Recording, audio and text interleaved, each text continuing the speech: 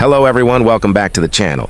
Today we are diving into a critical development that could reshape the security and economic dynamics in the Baltic region.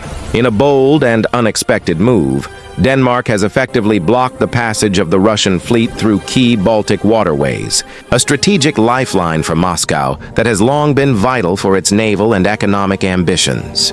This action has sent shockwaves through international circles, and understanding the full implications requires a close look at the political, military, and economic dimensions at play. For years, Russia has relied heavily on its access to the Baltic Sea to move military assets, supply lines, and energy shipments. Ports in Kaliningrad, St. Petersburg, and other locations have allowed the Russian Federation to maintain a foothold in Europe, projecting power both regionally and globally. The Baltic Sea, though geographically small, is a crucial corridor connecting Russia to the wider world without relying solely on the Arctic route. Denmark's decision to block fleet passage through these waters disrupts this carefully constructed lifeline, introducing unprecedented logistical challenges for Moscow. The action by Denmark is not just a tactical maneuver, it is a statement of strategic defiance. By asserting control over this narrow but critical maritime choke point, Copenhagen has demonstrated that smaller nations with strategic positioning can leverage geography to influence global power balances. This move also underscores the growing role of NATO allies in countering Russian ambitions. While Denmark has historically maintained a strong but measured presence in European security affairs, this decisive step signals a willingness to take proactive measures in the face of perceived threats. From a military perspective, the blockade significantly hampers Russian naval operations. The Russian fleet, which has long relied on free passage through the Danish Straits to access the wider Atlantic and support its naval deployments, now faces bottlenecks that could slow the movement of both warships and supply vessels. Any attempt to circumvent Denmark's control could provoke direct confrontation, potentially drawing international attention and raising the risk of escalation. For Russian strategists, this is a serious setback. The Baltic, often seen as Russia's backyard in terms of naval operations, has suddenly become a zone of high vulnerability.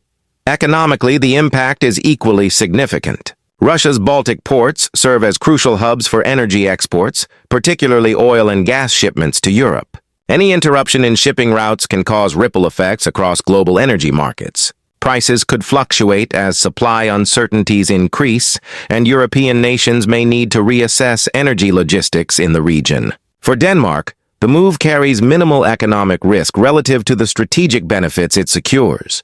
By controlling these key straits, Copenhagen has effectively positioned itself as a gatekeeper in one of Europe's most geopolitically sensitive areas. This blockade also highlights a broader trend of smaller nations exercising disproportionate influence in international politics through strategic positioning and alliances. Denmark's action, while bold, aligns with NATO objectives to contain Russian military influence. It serves as a reminder that geography and strategic choke points can sometimes outweigh sheer military size.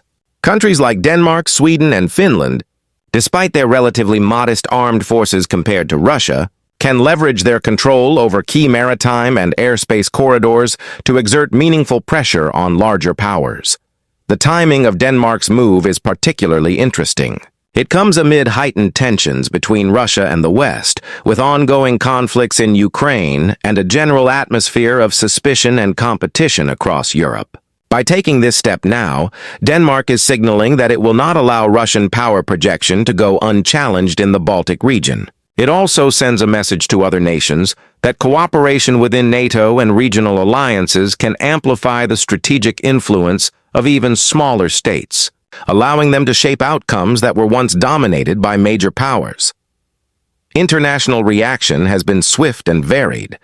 NATO allies have generally expressed cautious support, recognizing the strategic importance of Denmark's action without escalating tensions unnecessarily. Russia predictably has condemned the blockade as an aggressive and hostile maneuver. Russian state media has framed the move as an infringement on maritime freedoms and sovereignty, yet analysts suggest that the practical options for Moscow are limited. Attempts to bypass Danish control would be both costly and risky, particularly given the heightened scrutiny from NATO forces in the region. The blockade could also spark a re-evaluation of Russian naval strategy in the Baltic. Historically, Russia has invested heavily in its fleet stationed in Kaliningrad and surrounding ports, but with constrained access, the effectiveness of these deployments may diminish. Russian naval planners may need to consider alternative routes, additional icebreaker support in the Arctic, or increased reliance on overland transport for critical supplies. Each option presents its own set of logistical and political challenges, demonstrating how a relatively small strategic move by Denmark can force a powerful nation like Russia to rethink its broader operational approach. In addition to military and economic considerations, the blockade carries significant symbolic weight. For the international community, it illustrates that even major powers are not immune to the strategic limitations imposed by geography and alliances. Denmark's action underscores the concept that strength is not solely measured by the size of a military or economic output, but also by the ability to control critical nodes in global networks. This could encourage other nations to assess their own geographic advantages and consider how they might leverage them in regional or global conflicts. The Baltic Sea has historically been a theater of intense geopolitical competition, from the naval struggles of the early 20th century to Cold War standoffs. Denmark's blockade is a modern extension of this long-standing pattern, showing that historical lessons about chokepoints, access, and maritime control remain relevant today. The move also raises questions about the potential for further escalation or negotiation. Will Russia seek diplomatic channels to secure access, or could we see an increase in regional military posturing? These are questions that analysts around the world are now debating, and the answers will likely shape Baltic security for years to come. Looking ahead, several key factors will determine the long-term impact of Denmark's action. First, the level of coordination among NATO allies will be crucial.